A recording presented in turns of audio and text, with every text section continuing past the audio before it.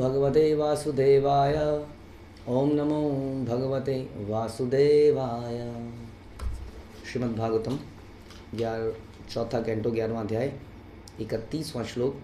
तो काफ़ी कुछ स्वयंभू मनु ध्रुव महाराज को बता चुके हैं भगवान के बारे में, जीवात्मा के बारे में, जीवात्मा के कर्तव्यों के बारे में, जीवात्मा के लक्ष्य के बारे में, कर्मा थ्योरी के बारे में। अब क्या बोलते हैं? संयच्छ रोषम भद्रम ते प्रतीपम श्रेयसाम परम श्रुतेन भूयसा राजन्नगदेन यथामयम।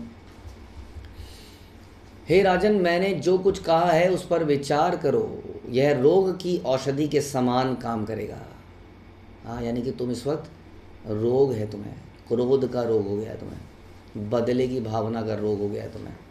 तुम ये जो मैंने अभी कहा ये सुनोगे तो ये औषधि का काम करेगा। Yes, it is right.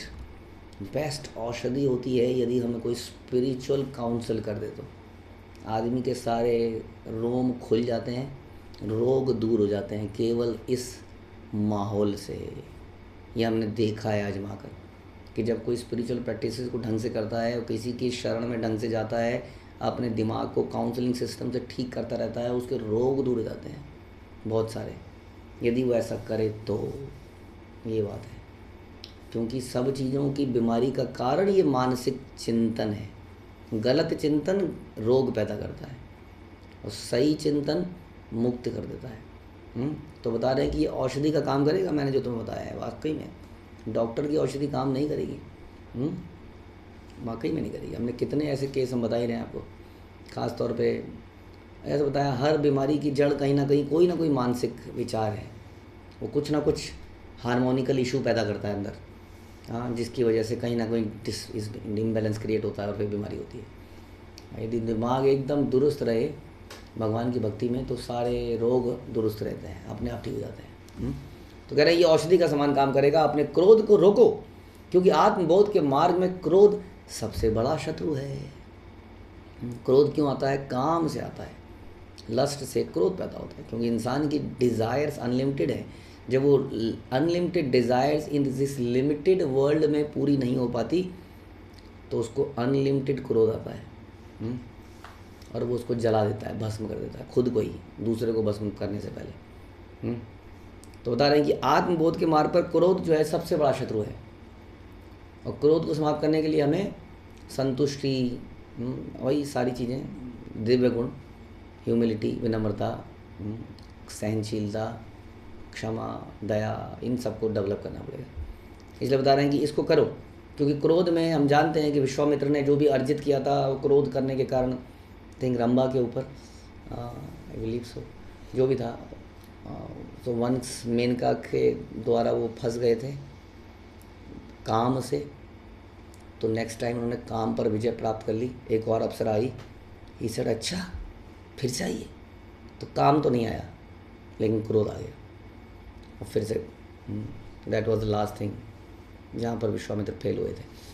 तो इस प्रकार से क्रोध जो है बहुत सबसे बड़ा महाशनो महापापमा विदेही नवेरिणम कहते हैं, बहुत बड़ा शत्रु है। लेकिन क्रोध का कारण समझना पड़ेगा, वो हमारी डिज़ायर्स होती हैं, एक्सपेक्टेशंस होती हैं। तो तुम्हारा मंगल हो, तुम मेरे उपदेशों का पालन करो, ऐसा प्रवचन स्वयं मनु ध्रुव महाराज को देते हैं। और ये प्रवचन, ये गाइडेंस हमारे जीवन में बड़ी इम्पोर्टेंट है, वास्तव में सबसे इम्पोर्टेंट है।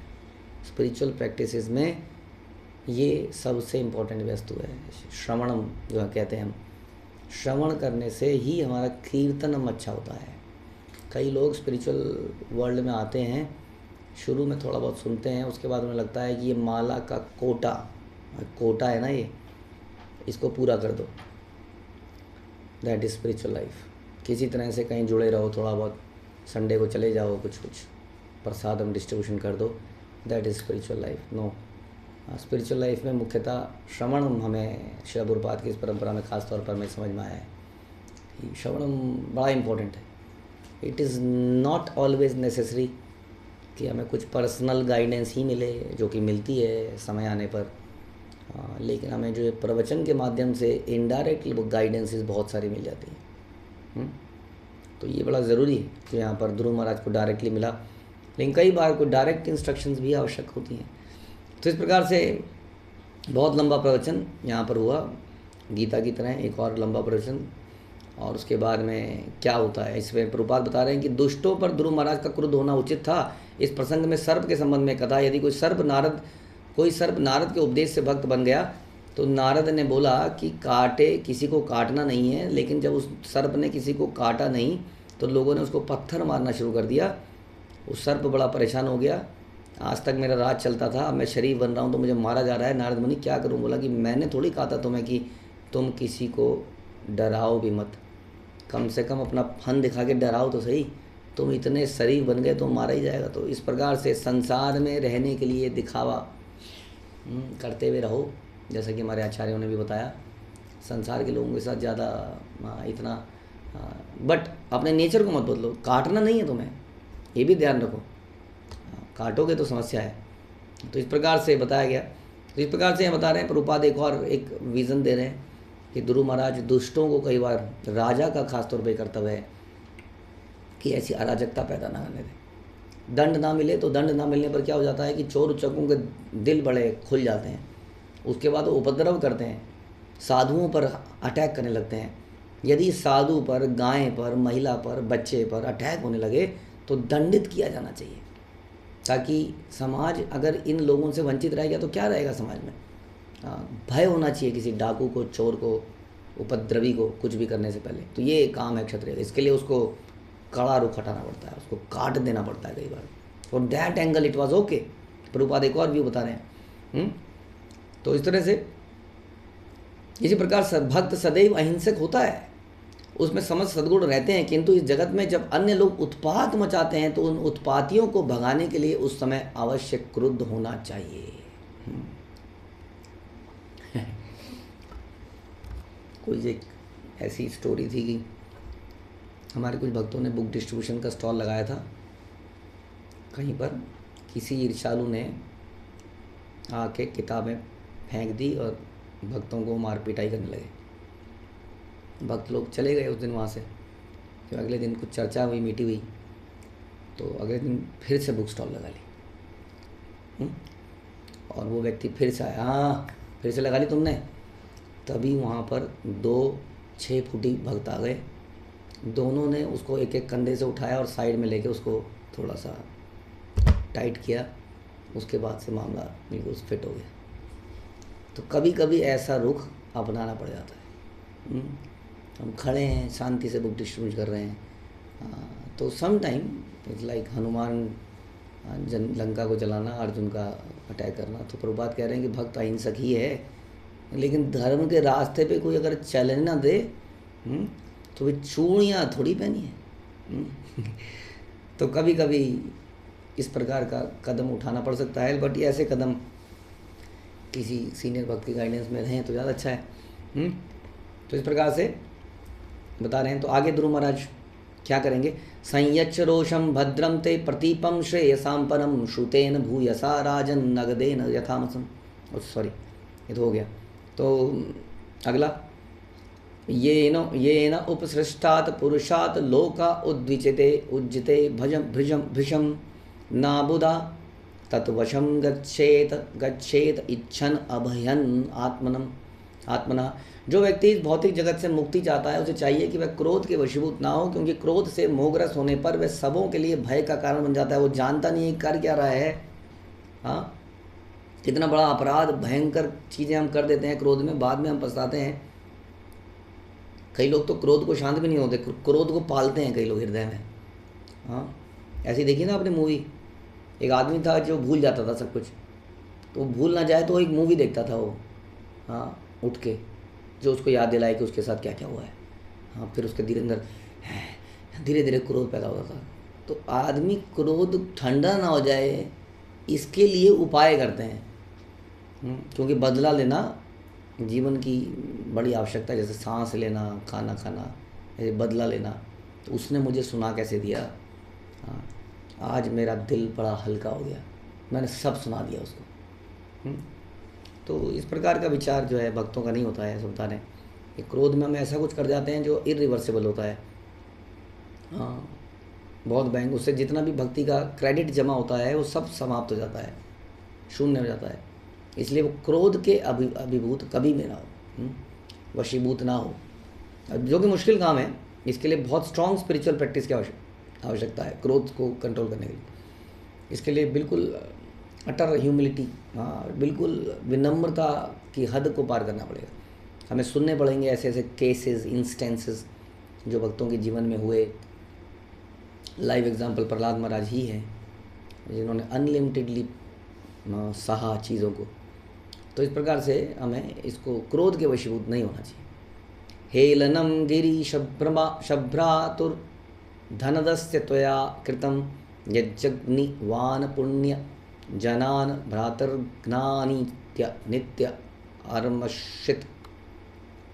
हे ध्रुव, तुमने सोचा कि यक्षों ने तुम्हारे भाई का वध किया है, अतः तुमने अनेक यक्षों को मार डाला है।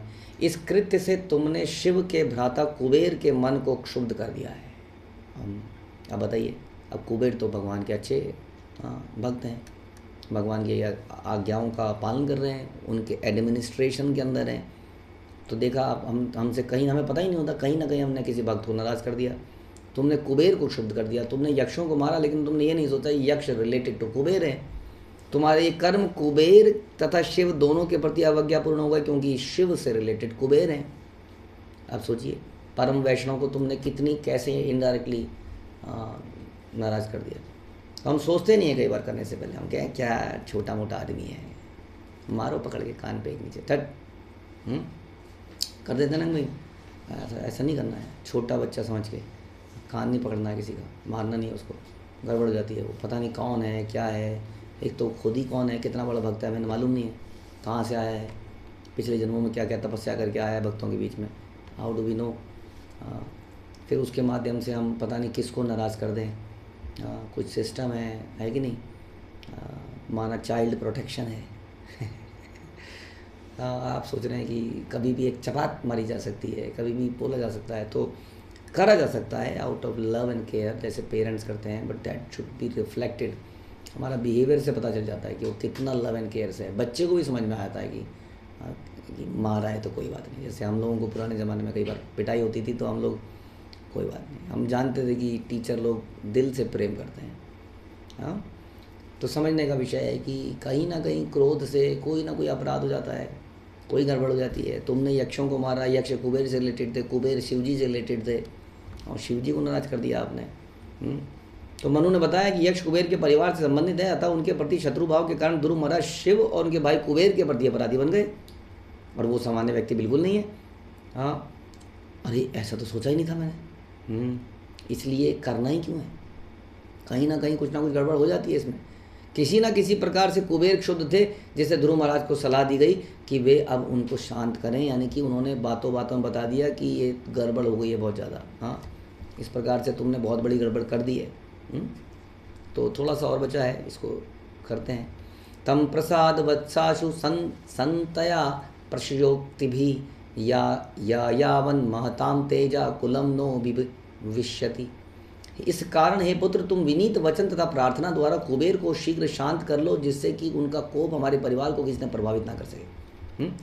तो सबसे खतरनाक विषय है यदि किसी भक्त को, ब्राह्मण को हम नाराज कर दें, उससे हमेशा भयभीत रहना चाहिए। शास्त्रों में कई जगह आप सुनेंगे। हाँ, दिति जो है इस प्रसंग को बोलेगी, जब बोला जाएगा दिति को कि तुम्हारा बेटा भगवान विष्णु द्वारा मारा जाएगा, तो कहती है बहुत बढ़िया बात है, विष्णु द्वारा मारा जाएगा, कम से कम किसी ब्राह्मण के श्राप से तो नहीं मरेगा, क्योंकि ब्राह्मण के श्राप से मरना मतलब जन्म जन्मांतर तक गया हो।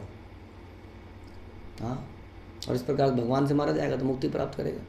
तो इतना लोग ध्यान रखते थे इन चीज़ों का कि किसी प्रकार से वैष्णव लोग नाराज ना हो जाए। एवं स्वयं भुव पौत्र मनुषास्य मनुर्धवम तेनाभिवंदितः साकम ऋषि भी स्वरूपम ययो। इस प्रकार जब स्वयंभू मनु अपने पौत्र ध्रुव महाराज को शिक्षा दे चुके, तो ध्रुव ने उन्हें सादर नमस्कार किया। फिर ऋषियों समेत मनु अपने धाम को चले गए। तो ध्रुव ने क्या किया, यानी कि ध्रुव बिल्कुल शांत है। ध्रुव ये नहीं कह रहे बोल भैया बोल, कब तक बोलेगा, लेक्चर ख़त्म कब करेगा, टाइम ज़्यादा हो गया है, हो गया भैया हो गया, ऐसा कुछ नहीं था। ध्रुव महाराज बड़े रैप्ट अटेंशन सुन रहे थे और उनको सादर नमस्कार किया। इनफैक्ट वो हृदय से बड़ा अच्छा फील कर रहे थे कि जघन्य अपराध हो रहा है, हो रहा था, और ज़्यादा बढ़ जाता। नाउ आई नो कि क्या करना है, क्या करना है, जाके क्षमा मांगनी है। जब मेरा भाई मरा मैं ही क्षमा मांगूँ, यही समझाएगा उनको कि आपका भाई मरा, आप ही को क्षमा मांगनी है। कुबेर के पास जाइए, क्योंकि भगवान के भक्त हैं, और क्षमा मांगिए, क्योंकि क्षमा मांगने से नुकसान नहीं होता है, हमारा हृदय विनम्र बनता है। जानते हैं आप लोग, क्षमा मांगना एक तरीका है अपने हृदय को कोमल बनाने का, और यही तो हम कोशिश कर रहे हैं विनम्र बनने की। इसलिए कारण हो या ना हो, गलती हो ना या ना हो, क्षमा मांगते रहिए। हरे कृष्णा। श्रील प्रभुपाद की जय। ग्रंथराज श्रीमद् भागवतम की जय। और इस प्रकार